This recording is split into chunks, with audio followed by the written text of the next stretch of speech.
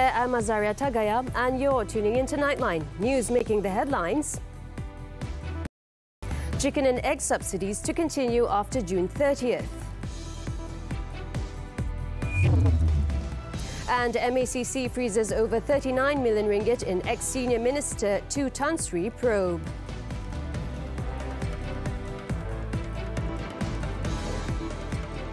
Good morning. The government will continue to subsidise the prices of chicken and eggs after June 30th. Prime Minister Datuk Sri Anwar Ibrahim had agreed that the subsidies and price control for chicken and eggs continue to be maintained.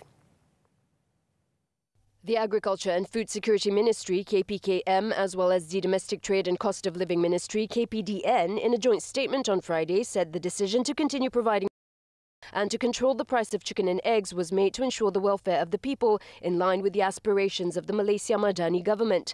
The statement also read that the decision was made after taking into account all aspects as well as to ensure the poultry industry remained sustainable. In February, the Cabinet had decided to continue the subsidy for chicken and eggs from January 1st until June 30th. Previously, Agriculture and Food Security Minister Datuk Sri Mohamed Sabu reportedly said that the prices of chicken and eggs will be floated starting July 1st. He also said then that subsidising chicken eggs until June would cost the government some 1.28 billion ringgit. The Malaysian Anti-Corruption Commission, MACC, is currently actively obtaining information in an investigation into the alleged embezzlement of state funds amounting to an estimated 2.3 billion ringgit. The Commission, in a statement, said they had frozen 192 bank accounts, totalling more than 39 million ringgit. The accounts comprised of 35 company accounts and 157 individual accounts, including those of former senior ministers, 2 businessmen with the title of Tan Sri, and their family members. The MACC had also recorded the of the 2 individuals with the title of Tan Sri, in addition to conducting a search at the residence and related premises involving a former senior minister and the businessmen. The MACC said that following the search, several documents were obtained in relation to the case. The Commission also added that the individuals were given notice in accordance with Section 36 of the MACC Act and Section 44 of the Anti-Money Laundering, Anti-Terrorist Financing and Proceeds from Illegal Activities Act. On May 19th, the MACC said it had opened several investigation papers against a Tan Sri business figure and a former senior minister in relation to the embezzlement of national funds worth more than 2.3 billion ringgit. According to them, the investigation is a continuation of and in addition to the disclosure of confidential documents by the International Consortium of Investigative Journalists, ICIJ, regarding suspected transactions in several offshore financial centres. 25 years after being sacked from UMNO, Prime Minister Datuk Sri Anwar Ibrahim was back at Dewan Merdeka on Friday as the guest of honour for the 2023 UMNO General Assembly. He stressed that his return to the party's home ground was in the interests of the people and the country, which were more important to him than his personal experience with UMNO. Yang penting menyempurnakan tugas kepada negara. Pengalaman pribadi itu penting, tetapi dia tidak boleh mengatasi kepentingan rakyat dan kepentingan negara. Jadi saya hadir semula kerana saya gunakan platform perpaduan ini untuk memperkukuh kerajaan dan memberi manfaat kepada rakyat. Jadi saya tentunya rasa selesa, senang dan kerana dah biasa suasana itu, termasuk menghafal lagu itu. Earlier, Datuk Sri Anwar arrived at the World Trade Center at 9:10 a.m. and was greeted by UMNO President Datuk Sri Ahmad Zahid Hamidi, who was also Deputy Prime Minister, as well as the party leadership. Datuk Sri Anwar was then cheered on with thunderous applause from the party delegates as Datuk Sri Ahmad Zahid led the Prime Minister to the stage to be seated next to him. The last time the Pakatan Harapan chairman, who was also PKR President, attended the General Assembly was in 1998 as UMNO's Deputy President. Also present were leaders of the Unity Government component parties, including Deputy Prime Minister, who is also Parti Pesaka Bumiputra Bersatu PBB Senior Vice President Datuk Sri Fadilah Yusof, DAP Secretary General Anthony Loke, Amanah President Datuk Sri Mohamed Sabu, MCA President Datuk Sri Wee Ka Siong and MIC President Tan Sri S.A. Vigneswaran. A total of 6,341 UMNO delegates are attending the General Assembly this year. Of the total, 2,888 delegates are attending the two-day main General Assembly, which ends on Saturday. Now, Datuk Sri Ahmad Zahid has pointed out that UMNO shoulders great responsibility to ensure the success of the unity government in the 6 upcoming state elections. The party president said the formation of state governments that align with the ruling federal government is crucial for strengthening the Islamic and Malay agenda, as well as for bringing about significant changes, particularly in terms of essential development in the states. In his policy speech at the 2023 UMNO General Assembly on Friday, Datuk Sri Ahmad Zahid reinforced the party's support for the Prime Minister, assuring that the party leadership was on his side. He also openly asked Datuk Sri Anwar for UMNO representatives to be part of 3 PH-led states, namely in Selangor, Negeri Sembilan and Pulau Pinang. PM, jangan lupa, kita mahu wakil UMNO dalam ketiga-tiga kerajaan negeri itu. Setakat dia belum ada. Di samping kita harus berazam untuk memecahkan tembok penguasaan pihak lawan di Kedah, Terengganu dan Kelantan. Di bawah tanggungjawab kita, ketiga-tiga negeri itu, insya-Allah kita rampas semula bersama-sama dengan rakan-rakan dalam kerajaan persatuan. Datuk Sri Ahmad Zahid said this was particularly important as UMNO is the shield and fortress which upholds the fundamentals of nationhood, including the position of Islam, the Malays, Bumiputra and Article 153 of the Federal Constitution. He also said the party does not want Malaysia to fall into any situation of prolonged political conflict and would not allow any power-hungry quarters to disrupt the country's stability. He added that many basic development agendas, especially in opposition-led states, also required major changes, as issues such as clean water supply in Kelantan have yet to be resolved. The 6 states facing state elections are Selangor, Pulau Pinang, Negeri Sembilan, Kedah, Kelantan and Terengganu. Meanwhile, Datuk Sri Ahmad Zahid also threw some jabs at PAS, stressing that unlike the Islamist Party, UMNO is not a political chameleon who will change its colours to fit its political ambitions. The UMNO president also criticised PAS for using religion for political mileage by claiming the unity government had pawned away the word Allah. Mereka adalah mengkarung politik yang bukan saja berubah warna dan wajah, tetapi lebih dahsyat. Parti itu seolah-olah menjadi pemegang neraca di Yaumul Mahsyar. Na'udzubillah. Datuk Sri Ahmad Zahid also rejected the allegation that Islam and Malays were increasingly marginalised under the unity government.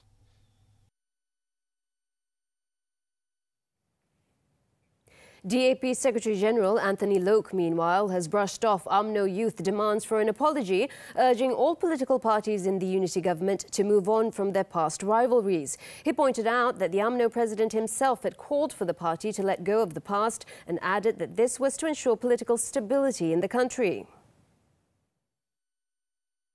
Itu pandangan masing-masing tak apalah dalam ucapan ataupun perhimpunan. So tentu ada banyak pandangan. Jadi saya, seperti yang saya katakan, saya setuju dengan ucapan ataupun intipati ucapan Presiden UMNO. Speaking to the media after attending the 2023 UMNO General Assembly on Friday, Loke said that 6 months had passed since the formation of the unity government and there has been no issues so far. On Thursday, UMNO Youth Chief Dr. Muhammad Akmal Saleh demanded an open apology from DAP, saying it was necessary if the party wanted to win the support of Malay voters and UMNO supporters in the upcoming state elections. However, Datuk Sri Ahmad Zahid played down the call for an apology by saying there was no need to prolong the issue.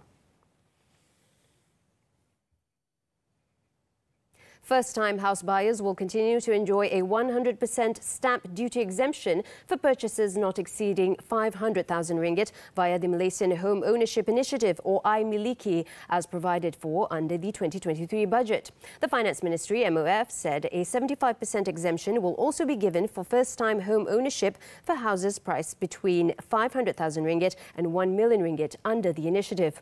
In a statement on Friday, MOF said the stamp duty exemption applies to sale and purchase agreements executed from June 1st, 2022 until December 31st, 2023. The ministry also said the exemption comes under the home ownership program HOPE, where first-time buyers are given stamp duty exemption on transfer documents and loan agreements.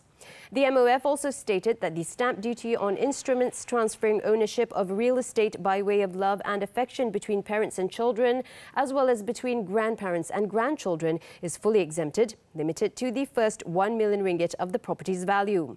The ministry added that stamp duty exemption applies to real estate transfer documents executed from April 1st this year.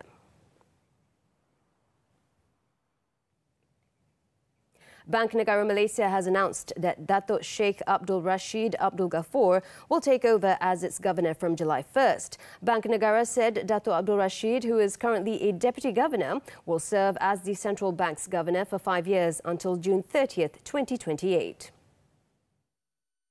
In a statement, BNM said he will assume the position of governor from Tan Sri Nur Shamsiah Muhammad Yunus, who completes her 5-year term on June 30th. Dato' Abdul Rashid joined BNM in 1988 and rose to the position of deputy governor in 2016. Over the span of his career in the bank, he has held various senior positions. He is currently a member of the Monetary Policy Committee and Financial Stability Committee, a position he has held since 2015. Coming up next, Indonesian volcano erupts twice, spewing big ash clouds. Details when we return.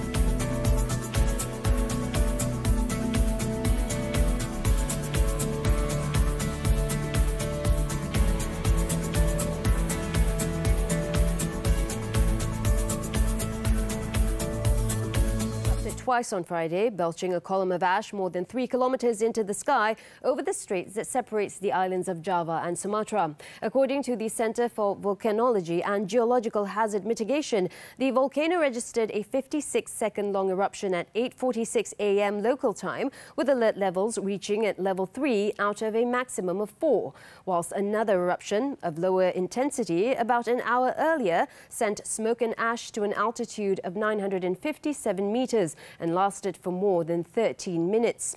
However, the nearest settlements are located 16.5 kilometers from the volcano, and no casualties and evacuations were reported after the eruption. And due to the activity, the centre has recommended that people do not approach the volcano within a 5-kilometer radius.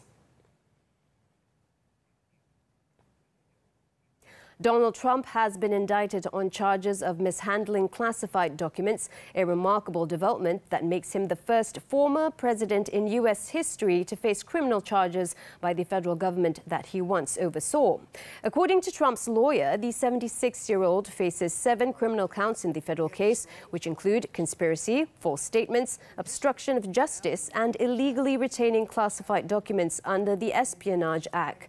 Trump's legal team was notified about these 7 charges as part of a summons ordering Trump to appear in court. The criminal case brought by the U.S. Department of Justice amounts to another legal setback for Trump as he seeks to regain the U.S. presidency next year. Trump, however, has described himself as the victim of a politically motivated witch hunt, accusing the Justice Department of partisan bias.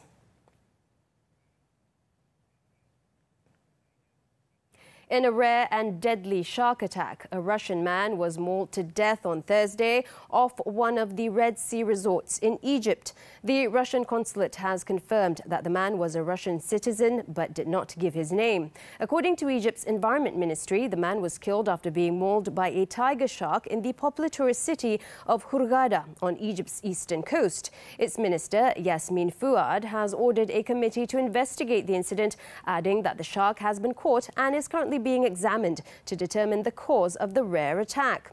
A 2-day ban has been issued on swimming activities starting Friday, including snorkeling and all other water sport activities in the area between Guna to the north of Hurghada and Soma Bay to its south.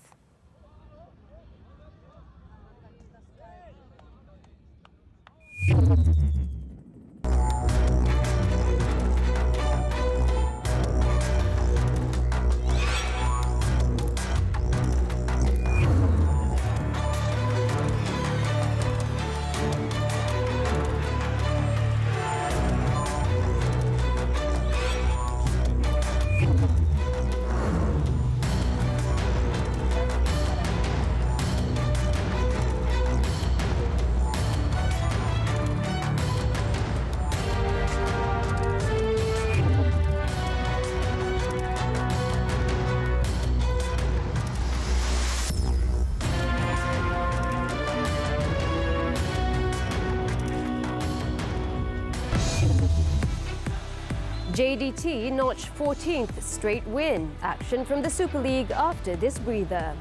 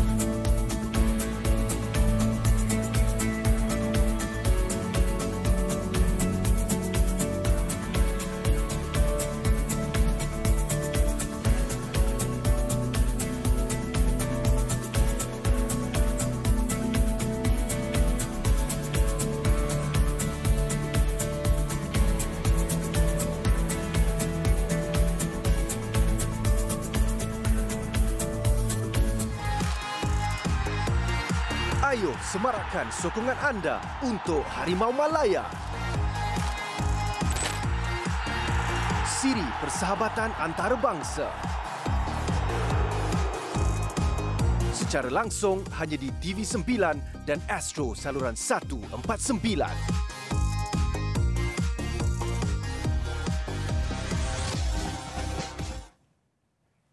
Moving on to sports now, football and the 2023 Super League. 2 more matches were played on Friday night. Sri Pahang FC recorded a narrow 4-3 win over Negeri Sembilan FC.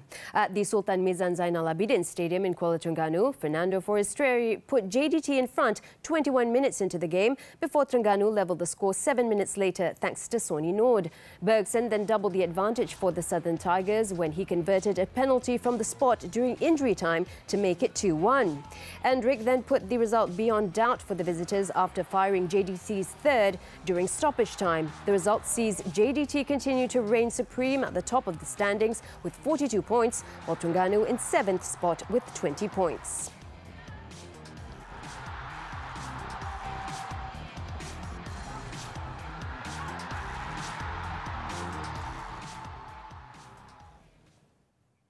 Moving on to tennis, the 2023 French Open. In the women's event, world number 1 Iga Swiatek will play for her 4th Grand Slam title and 3rd at Roland Garros after beating number 14 seed Beatrice Haddad-Maia 6-2, 7-6, 7 in Thursday's second semi-final on court Philippe Chatrier. Just as she did in 2020 when she won her first Grand Slam title as the unseeded world number 54, Swiatek hasn't dropped a set en route to the final. The world number 1 found it tough going during the second set, but when it came to the tiebreak, she produced her full array of shots to outwit Haddad-Maia and set up a Saturday showdown with unseeded Czech Karolina Muchova.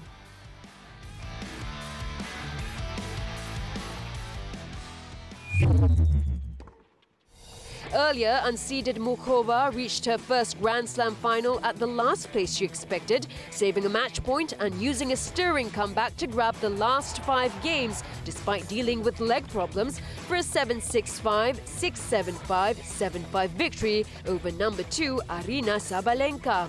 At number 43, Muchova is the 4th lowest-ranked women's finalist in French Open history.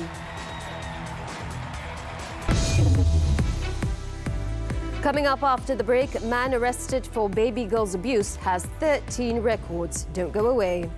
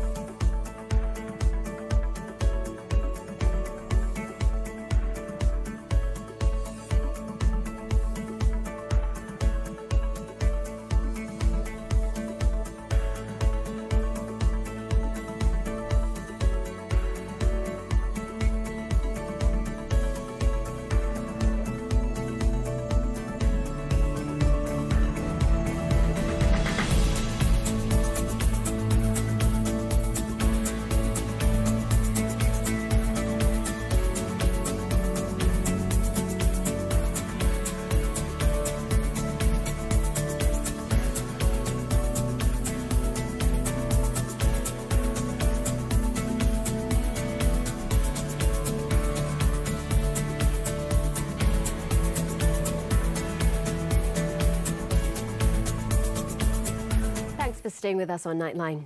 Datuk Sri Anwar Ibrahim said journalists and the media fraternity have a duty not only to report authentic news, but also to become guides and initiators of ideas in building the nation. In his speech at the 2022 MPI Petronas Malaysian Journalism Awards on Friday night, the Prime Minister said media practitioners should feel free to share their views and give constructive criticism to the country's leadership towards better governance.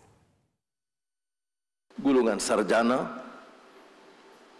warga universiti dan wartawan harus betul-betul merasakan bahawa mereka bebas berkarya, bebas menegur, bebas mengkritik, bebas berbeza pandangan dengan apa yang kita anggap jalur tetap ataupun sikap dan peranan dan pandangan pimpinan negara. Meanwhile, Media Prima Berhad MPB Group took home a total of 13 awards, including the nation's top journalism prize, the Kajai Award, which was won by Yusmizal Dollah Aling from Harian Metro, taking home with him 30,000 ringgit in cash and a trophy. From TV3, Juliana Sharin and Muhammad Jufri Muhammad Judin won the Gold Award for the Best Video Report, while Christine Lee Mei Chin and Muhammad Zahril Abdullah bagged the Gold Prize for Best Video Documentary. The New Straits Times Group Editor Farah Naz Abdul Karim also won the Gold Award for excellent news reporting. Each of the gold winners brought home 10,000 ringgit in cash and a trophy.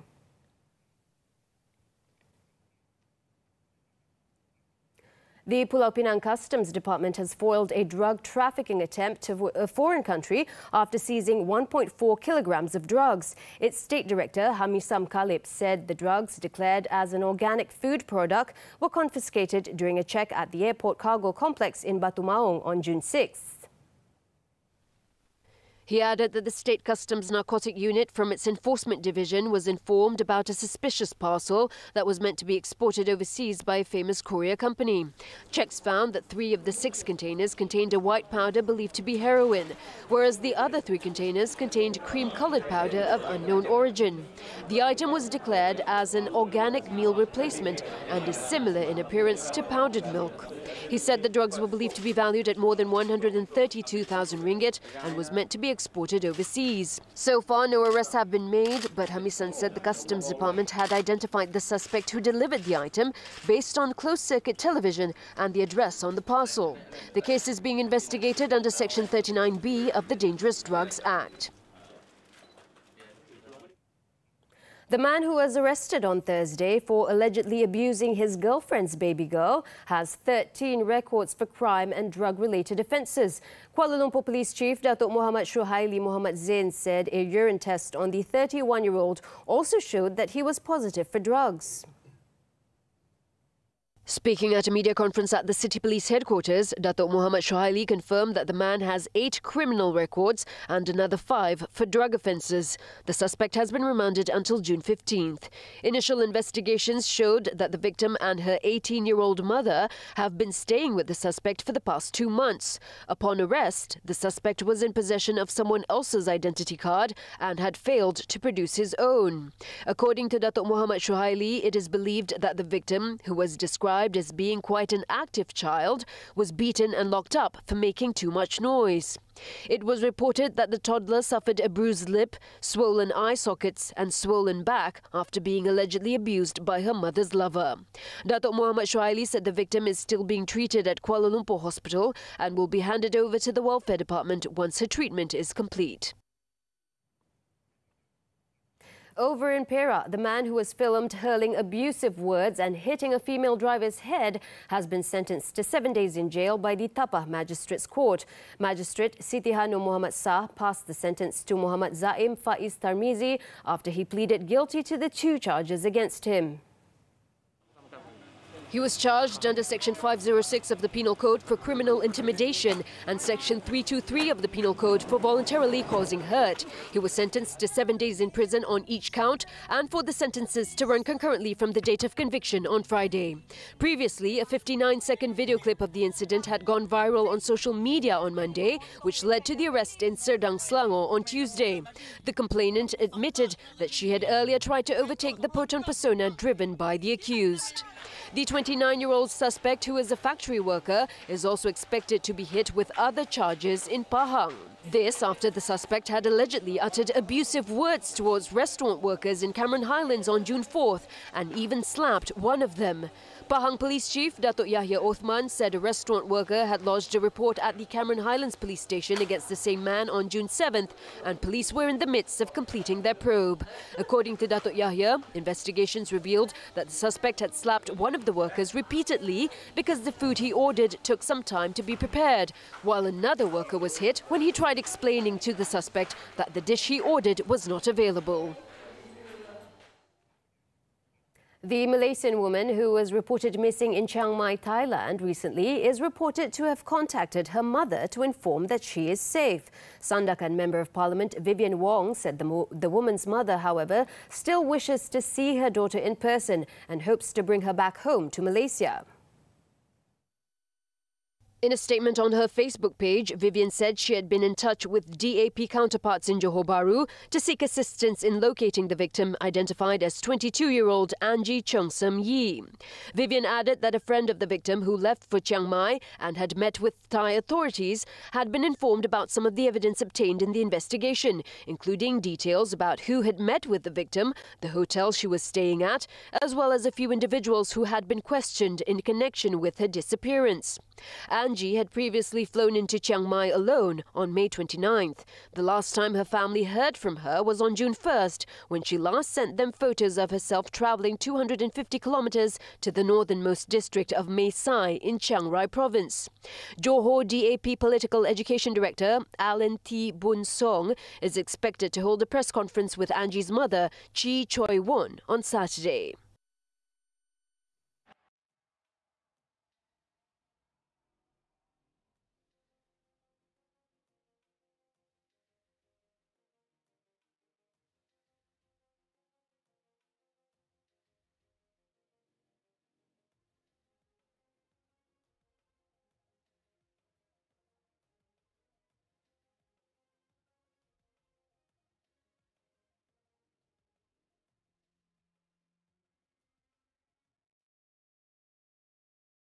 That's it for Nightline. Before we leave, let's take a look as a pair of rubber ducks made a splash in Hong Kong's Victoria Harbour on Friday as part of an art installation dubbed Double Ducks by Dutch artist Florentin Hoffman, who hopes the ducks will bring happiness to the city.